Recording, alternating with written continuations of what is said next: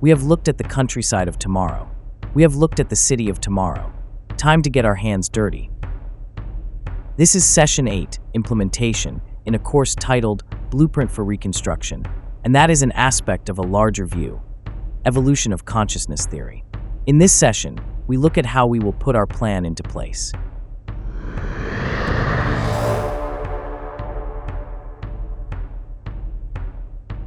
With our blueprint for reconstruction of the Earth's urban and ecological infrastructure roughed out, the next step is to expand our design concept into what builders and engineers call a working drawing.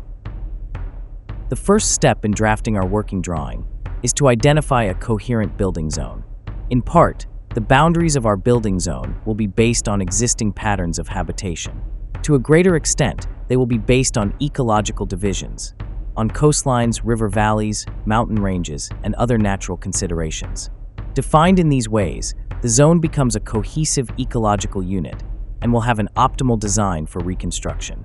There will be a best place to bound a wilderness area, a best place to put roads, farms, rural communities, and urban centers. With a building zone identified, we can go ahead and mark wilderness areas and determine where to place boundaries between wilderness categories. We can delineate intermediate zones and map timber, mineral, and other resources. Where can we dig a mine? Where can we create, sustain, or remove a forest? Where can we build a hydroelectric dam, or where can we remove one? In agricultural areas, what soil types and other conditions do we have to work with? What are the stream flows, and where can we build irrigation systems? Where will we locate rural communities, and what will be their layout and the design of their structures? How will we run roads, and where will we place automobile support facilities? Will we build new cities over old cities, or on undeveloped terrain? In the city, the basic design component, the urban community, will rise on a circular plot of land with an area of about 1 square kilometer.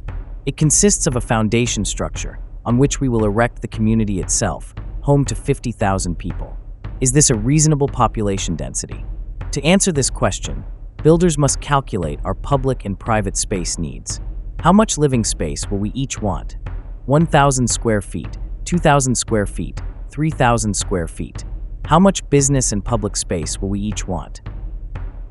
If we were to increase our circle's diameter to 1 mile, we would extend our walking time by only 4 minutes, but double our circle's area. This would allow us to accommodate twice as many people, or to cut population density in half.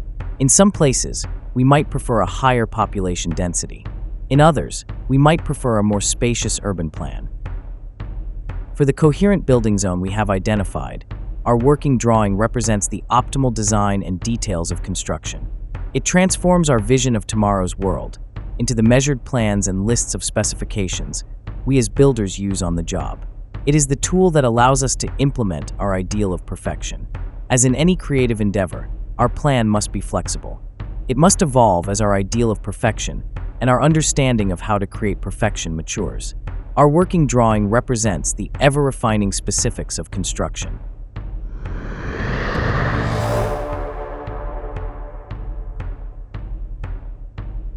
When we know what to build and how and where to build, our task becomes to organize the resources to get the job done. Contemporary economic systems are not structured to allow us to coordinate our efforts on the grand scale of global redesign. In today's scarcity-based, socialist capitalist world, our dream of global reconstruction would not be practical. It would cost too much. Construction and acquisition of resources will take place through the economics of fulfillment framework. Economics of fulfillment is the tool of reconstruction. It allows us to put money and budgets behind us and align our energies to the end that is perfection. Our economics of fulfillment philosophy is also the tool that provides the human resources for reconstruction. How many people will it take to build a city of 30 million? Economics of fulfillment aligns our need for creative expression with our task of earthly perfection. As such, the labor force to rebuild the Earth's urban and ecological infrastructure is not something we must hire and organize. It is something that by our every action, each of us will participate in. As diverse as our dreams and ambitions may be, our acceptance of meaning, our grasp of human purpose and a common future, aligns our desires toward a higher end. We are the human element of reconstruction.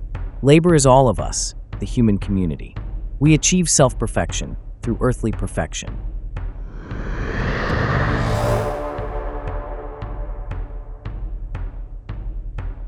Will the Earth's first new city be New Los Angeles, New Mexico City, New Buenos Aires? Will it be New Tokyo, New Peking, New Sydney? Will it be New Berlin, New Geneva, New Warsaw?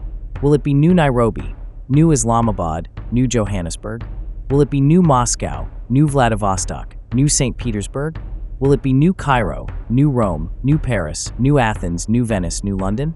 12,000 years ago in Mesopotamia, our ancestors built the first settlements. What will New Baghdad look like? New Damascus?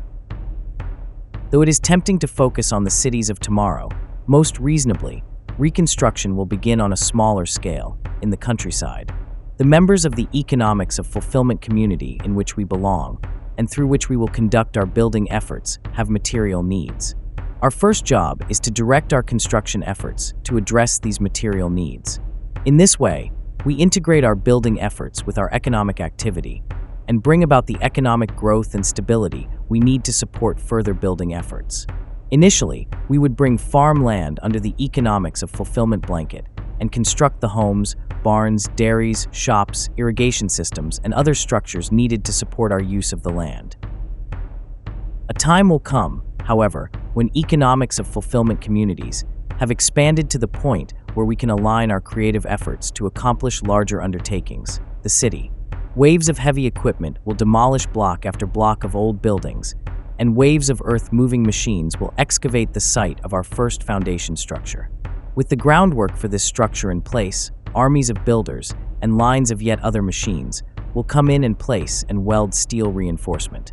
Still more builders and equipment will transport, place, and cool the tremendous volumes of concrete we will pour as our foundation structure rises to its design height.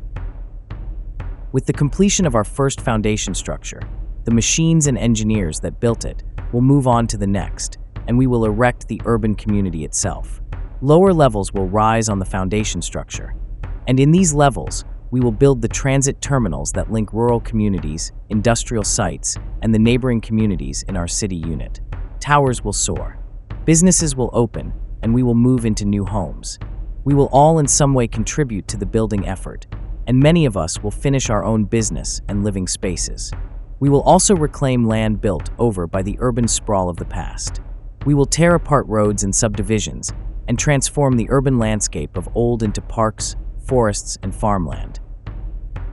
Our first rural communities and our first city will reflect our freedom and the unity made possible by our individuality. They will be the physical manifestation brought into being by economic groups that function as islands of abundance and individual expression that have risen out of the waters of socialist-capitalist incoherence. In time, the isolation of the first economics of fulfillment units will end. As economic communities grow and merge, we will expand our plans for reconstruction. The rebuilding of our first building zone will be the training ground for a vast mobilization. Those of us who pioneered its fabrication will lead reconstruction on a global scale. We will identify building zones around the world and draft a working drawing for each, a master plan for the Earth itself.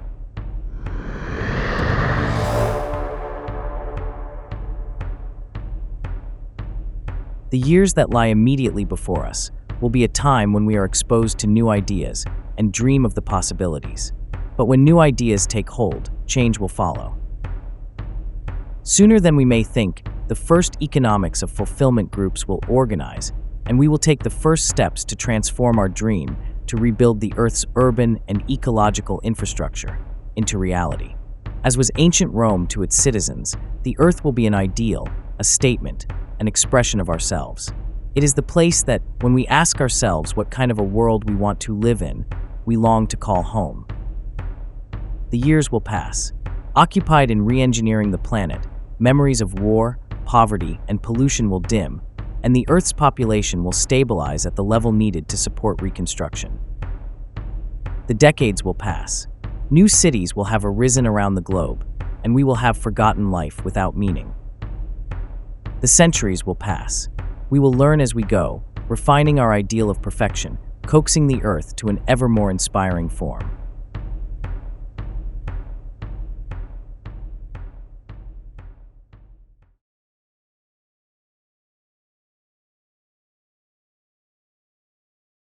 Could any form of economics other than economics of fulfillment allow for construction on a planetary scale?